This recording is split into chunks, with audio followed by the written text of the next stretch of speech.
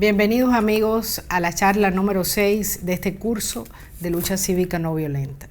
Les saluda Yanicet Rivero.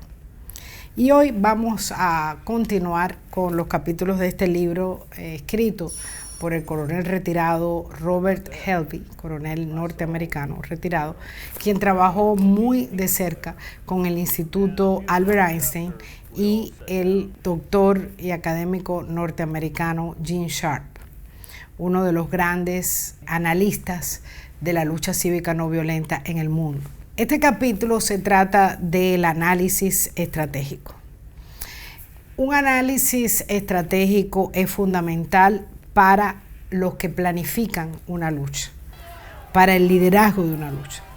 Y esto se hace a través de la identificación del entorno, las fortalezas y debilidades del enemigo, y también las propias. ¿Cuáles son las fortalezas y debilidades de los que estamos luchando? La información contenida normalmente en estos análisis estratégicos debe ser constantemente actualizada y es un punto importante en el cual enfatiza Helby.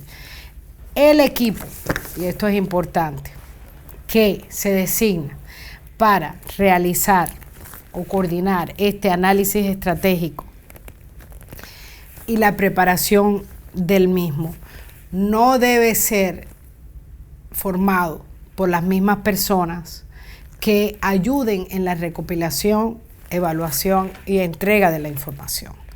Quiere decir que dos equipos simultáneos recopilarán la información, la entregarán y otro equipo será el que realizará el análisis estratégico. Lo primero que se necesita para un análisis estratégico, de acuerdo a Helby, es la declaración de misión. Quiere decir lo que el liderazgo ha determinado que son los objetivos de lucha, el tipo de lucha seleccionada y de manera general cómo esta lucha va a ser librada. O sea, cuál es la estrategia para dar al traste con el problema principal, en el caso de un sistema opresor, cómo se liberará ese pueblo de ese sistema opresor. Voy a leer aquí parte de lo que plantea Helby. Dice, si un movimiento se crea como resultado de un gobierno opresivo, sus metas y objetivos reflejarán exigencias para sacar al opresor del poder. Pero el movimiento también deberá indicar la forma en que el gobierno actual será sacado y qué forma de gobierno va a reemplazarlo. La forma de gobierno que se elija mediante acuerdo público estará basada en las características de la sociedad que los ciudadanos quieren que impere al final de la lucha. En otras palabras, una visión de futuro. A menos que los ciudadanos reflexionen sobre cómo debería sustituirse el régimen represivo, podrían terminar con un gobierno tiránico solo para colocar en el poder otro gobierno más despótico. Por lo tanto, es necesario que las visiones de futuro se traduzcan en objetivos que den a lugar cambios pragmáticos. Esto yo creo que tiene una importancia enorme, porque muchas veces en esta lucha, larga lucha de liberación del pueblo de Cuba, hemos tenido partes de este análisis estratégico, pero tal vez no lo hemos tenido todo.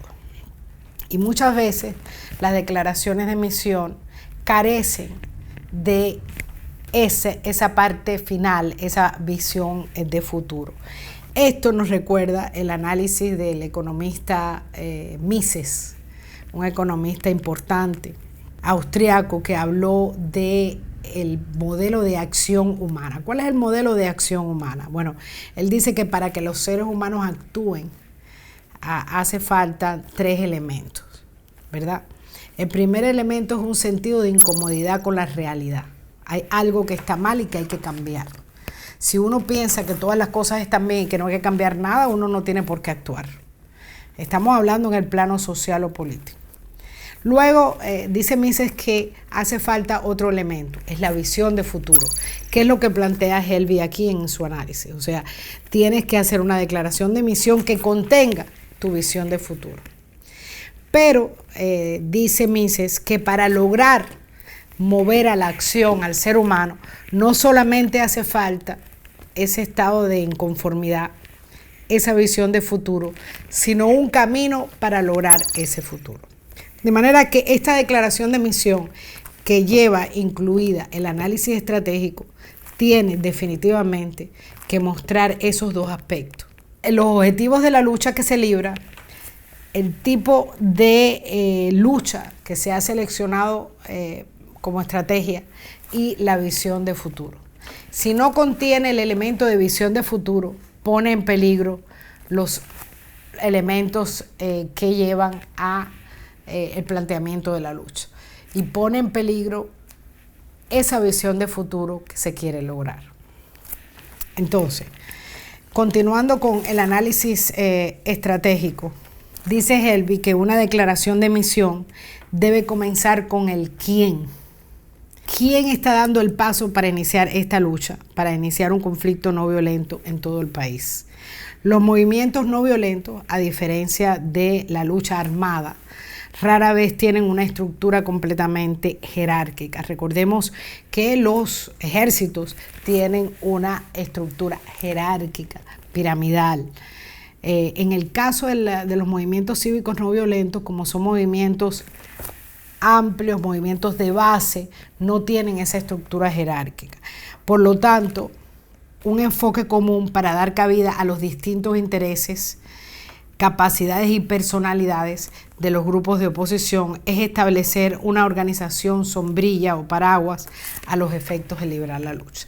Eso lo hemos visto muchísimo en estos años de lucha dentro de Cuba. Se han establecido diversas coaliciones coordinadoras donde coinciden diferentes organizaciones para convocar a esta lucha cívica. Esto de crear una organización sombrilla o paraguas sirve además para que confluyan los diferentes intereses y para que esa capacidad de convocatoria, capacidad de poder que hay que demostrar frente al enemigo, pues sea mucho más evidente. Entonces, análisis de la situación es lo primero que trae este plan estratégico, ¿verdad?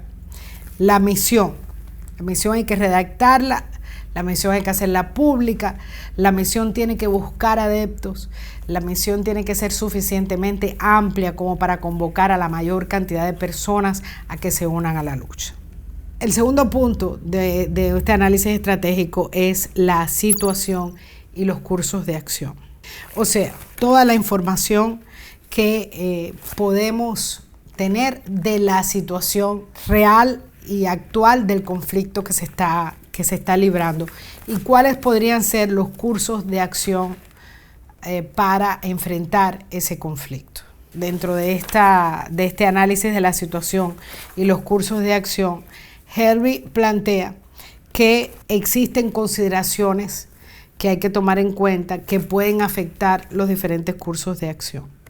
Y entonces menciona el primer punto, que es la geografía militar. Cuando él habla de la geografía militar, habla de una serie de características y está tomando como referencia el documento del Consejo Nacional de la Unión de Birmania, que fue el documento estratégico utilizado por los birmanos en su lucha por la libertad junto a su líder Aung San Suu Kyi. Entonces, él habla de una geografía militar que incluye topografía, hidrografía y condiciones climáticas, que son fundamentales para entender cómo operar dentro de esa geografía donde ellos operan. En el caso de Cuba, pues tendríamos también que hacer un análisis geográfico de las operaciones y de dónde está la oposición y dónde está el régimen. Eso es importante. Luego, consideraciones de transporte. El transporte es algo fundamental porque el transporte es a través del cual los activistas se van a mover en el territorio nacional y cómo van a lograr interactuar en un marco más directo. El transporte es fundamental y en Cuba sabemos que es una de las características más importantes de cualquier análisis estratégico. El otro aspecto, aparte de la geografía militar, el transporte, es las telecomunicaciones. ¿Qué tecnología están a disposición del régimen para las telecomunicaciones? Sabemos que ya hace varios años los chinos están proveyendo tecnología para el régimen castrista y en cuanto a las telecomunicaciones, de manera que ellos están mucho más avanzados. Sin embargo, como la tecnología hoy por hoy es algo que avanza constantemente, sí se puede contar con organizaciones en el exterior de Cuba, fuera de Cuba, para que ayuden en cuanto a este tipo de elementos. O sea, las telecomunicaciones que son fundamentales a la hora de realizar un análisis estratégico. Después de estas características que plantea Helvi, que son geografía militar, transporte y telecomunicaciones, dentro de las consideraciones que afectan posibles cursos de acción, tenemos la política. En esta sección se describe el marco político general en el que deben operar. Cuáles son las leyes que están vigentes y que pueden afectar la operatividad de estos planes que se presentan en el análisis estratégico. El poder relativo de combate. Esta sesión del análisis estratégico puede de alguna manera analizar toda la información recopilada y adelantarse a un pronóstico de lo que pueda lograr ese régimen frente al cual estamos luchando, como también las fuerzas de la oposición. El adversario militar. Aquí en esta parte se discute lo que es el poder relativo del combate. O sea, el poder relativo del combate tiene una serie de aspectos. El primero es el adversario militar. ¿Cuáles son las capacidades, cuáles son las características de ese adversario militar? Se han hecho numerosos análisis de los círculos de poder dentro de Cuba. Sería muy conveniente que las personas que estén desarrollando este análisis estratégico puedan poner estos informes y estos recursos allí en la mesa.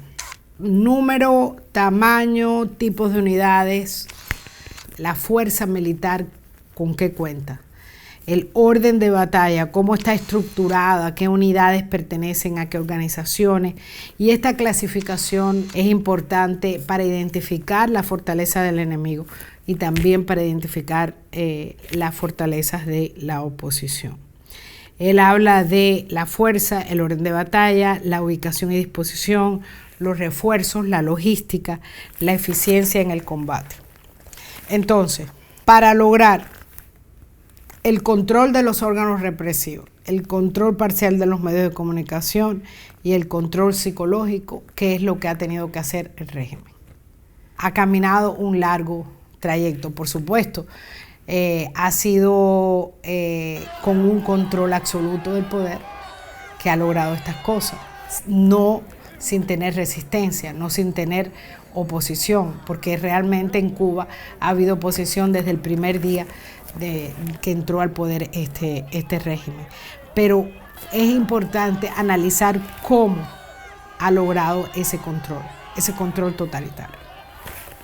¿Quiénes son los militares? Es el próximo paso. ¿Cuál es el perfil de estos militares? Es la información relativa a la composición de ese ejército al que se está enfrentando el movimiento cívico. ¿Existen militares aliados? ¿Hay disidencia dentro de las fuerzas militares contra las que se está luchando? Esto, por supuesto, que nos presenta Helvi es un análisis de la oposición birmana, cómo ellos hicieron un análisis estratégico de dónde se encontraban, de cuál era la situación que tenían en un momento determinado para enfrentarse a las fuerzas del gobierno. La desobediencia política opositora es otro de los elementos. ¿Cuáles son las fortalezas del movimiento opositor? Y en esto los cubanos tenemos que ir hacia atrás y buscar los recursos que tenemos. Muchos de estos recursos han sido creados desde el exilio. Se ha reflexionado sobre la lucha que hemos librado hace más de 60 años. Hay libros escritos, hay videos sobre la historia de Cuba. Yo estuve en El Morro prácticamente el año completo. Una historia de lucha, porque muchas veces el régimen quiere hacernos sentir de que no se ha luchado, de que el pueblo cubano no ha luchado. Yo he ido a muchos foros internacionales donde me dicen eso. Bueno, el pueblo cubano tiene lo que quiere porque no ha luchado. Y no saben que el pueblo cubano no ha dejado de luchar. Pero ¿dónde están esas historias? Bueno, hay que buscar esas historias. Hay diferentes proyectos, hay diferentes esfuerzos que se han desarrollado, en su mayoría fuera de Cuba, para rescatar esa verdad histórica tan importante en el proceso de descubrir las fortalezas del movimiento opositor. Existe descontento popular. Eso es una realidad que el régimen no puede tapar. De hecho, la explosión social masiva de miles de personas de julio del 2021 lo demuestra. Y también el régimen y sus pilares de apoyo se han desgastado. Analizar en qué medida se han desgastado los pilares de apoyo del régimen sería importante para entender de qué manera se podría lograr una ventaja a la hora de la lucha cívica no violenta. Una cosa importante que plantea Helvi aquí es no solamente desarrollar las fortalezas del movimiento cívico, también desarrollar las debilidades. No solamente desarrollar las fortalezas del régimen, sino también desarrollar las debilidades del régimen dentro del mismo análisis, ¿verdad? Otros puntos débiles y vulnerabilidades. Y él analiza aquí, bueno, en cuanto a los pilares de apoyo, que ya los discutimos en otra clase, ¿verdad? Buscar esos pilares de apoyo y hacer un análisis a profundidad de cada uno de ellos. También está el análisis demográfico, eso es importantísimo. ¿Cuáles son las características de la población cubana? ¿Cuántos millones de habitantes tiene? De esos millones de habitantes, ¿cuántos son jóvenes? ¿Cuántos son mayores? ¿Cuál es la tasa de mortalidad, tasa de natalidad? Por supuesto, muchos de estos datos, el que los controla es el propio régimen, pero es importante tener al menos una idea de la cuestión demográfica a la hora de hacer este análisis. Y lo otro que él plantea es el análisis de la oposición política. ¿Cuáles son los aliados naturales para el movimiento cívico? Y ponerlo allí en este mismo informe. ¿Quiénes podrían ser los aliados del movimiento cívico? Por supuesto que el movimiento cívico cubano tiene como aliado a organizaciones del exilio, tiene como aliados a países que son democráticos, tiene como aliado a ciertas comunidades internacionales, tiene como aliado el descontento popular, que es creciente y que está directamente ligado a las malas políticas y administración del régimen. O sea, ¿cuáles son esos aliados naturales? ¿Cuáles son esas organizaciones que conforman esa coalición, esa sombrilla de organizaciones del movimiento opositor? ¿Cuál es la capacidad de la desobediencia política de ese movimiento opositor? ¿Cuáles son los pilares de apoyo, no del régimen, sino del movimiento opositor? ¿Qué organizaciones internacionales apoyan a ese movimiento opositor? ¿Qué fuerzas nacionales apoyan a ese movimiento opositor? Todo eso debe estar incluido en este análisis estratégico. Y, por supuesto, el análisis demográfico del movimiento opositor en sí. Desde que surgió el Comité Cubano Pro Derechos Humanos hemos visto la transformación de ese movimiento cívico. Hoy por hoy hay un numeroso grupo de mujeres jóvenes dentro del movimiento cívico, que antes básicamente al inicio eran todos hombres intelectuales ubicados en La Habana. Ahora vemos que hay un movimiento organizado en toda la isla con participación de mujeres, de jóvenes, de mulatos y negros, respondiendo ya con más fidelidad a las características demográficas de la isla de Cuba. Quiere decir que ese rostro del movimiento cívico debería siempre responder a la realidad demográfica del país, para que sientan los ciudadanos que no se han unido al movimiento que hay una representatividad. Y esto tiene mucha importancia. Hay otras consideraciones que Helvi pone aquí en este libro. La tasa de alfabetización de la región, en el caso de los birmanos eso era importante. La densidad étnica y religiosa, el aspecto religioso de los birmanos era también un aspecto importante. El nivel de vida por región y consideraciones políticas además de eso. ¿Cuáles son los grupos de influencia que apoyan al movimiento opositor? Y hacer un análisis, vamos a decir, en el caso de Cuba, por municipio, de dónde están organizados esos grupos que puedan ser afines al movimiento opositor. Por supuesto, todo lo que se ponga en un informe de esta naturaleza es altamente comprometedor, es altamente discreto, tiene que serlo, porque por algo como esto pueden ir a prisión personas. Así que es importantísimo que el elemento de la discreción y el elemento de la lealtad sean parte del proceso de realización de este tipo de análisis, ¿verdad? ¿Cuál sería una pregunta importantísima que podría hacerse un análisis estratégico en el caso de Cuba? Bueno, ¿podría el movimiento cívico, teniendo en cuenta el devenir y su historia, reenfocarse, revitalizarse? ¿Cuál es la opción que le presenta el movimiento cívico a los cubanos, al pueblo en general, que sobrepase el deseo de escapar, de huir, de que la única solución para poder vivir en felicidad es huir de la isla? ¿De qué manera se estructura el mensaje y la estrategia del movimiento cívico dentro de Cuba que pueda contrarrestar eso que el régimen ha promovido tanto, que es el huir de la isla, quitarle presión social al régimen? Helvi, además de eso, comenta que debemos recordar que las organizaciones son la base de los centros de poder. Los creadores del análisis estratégico deben ser muy objetivos al evaluar las capacidades de sus propias organizaciones. También podría incluir organizaciones internacionales involucradas. O sea que este análisis debe ser muy sincero, debe ser muy realista de las capacidades, de las debilidades y de las fortalezas del movimiento cívico. La fragmentación política está muy extendida dentro de estos movimientos democráticos que se desarrollan en sociedades cerradas, como por ejemplo en el caso de este ejemplo que pone Helvi, Birmania, en el caso nuestro, en el caso de Cuba, es una sociedad bastante cerrada, bastante centralizada.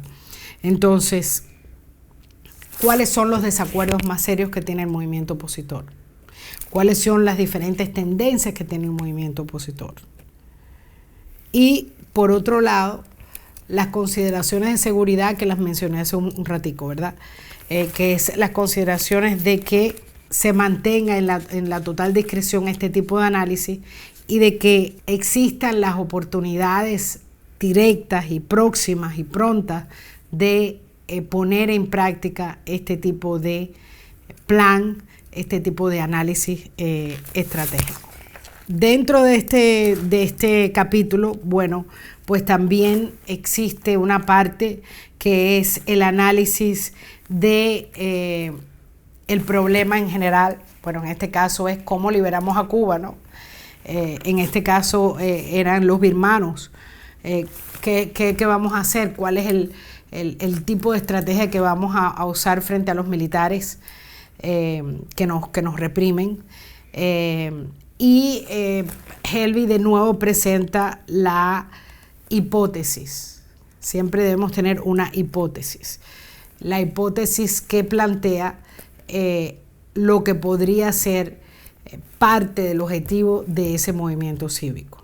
De nuevo presenta las capacidades del adversario, qué podrá hacer el adversario frente a nuestro plan y frente a la acción que vamos a tomar. Los cursos de acción propios, o sea, cómo vamos nosotros a responder a esto. Y análisis de diferentes cursos de acción opuestos, comparación de las diferentes opciones que tiene el movimiento opositor para responder esos posibles ataques y esa represión, una decisión y un resumen de lo que en realidad se quiere lograr. Como vemos, desarrollar un análisis estratégico lleva tiempo, lleva mucho esfuerzo y también lleva un sentido claro de la realidad que se vive, los elementos y las informaciones valiosas para poder construir este plan estratégico y otra serie de consideraciones. De manera que con todos estos elementos el análisis estratégico se convierte en un documento vivo, un documento que se actualiza constantemente y un documento de una importancia enorme para entender con claridad el curso de acción, incluso si esta acción se está tomando bajo presión. Hasta aquí este capítulo. Esperamos que estén con nosotros en la próxima charla número 7 sobre lucha cívica no violenta, donde hablaremos sobre las consideraciones de lo que es la planificación operacional dentro de un análisis estratégico. Muchas gracias.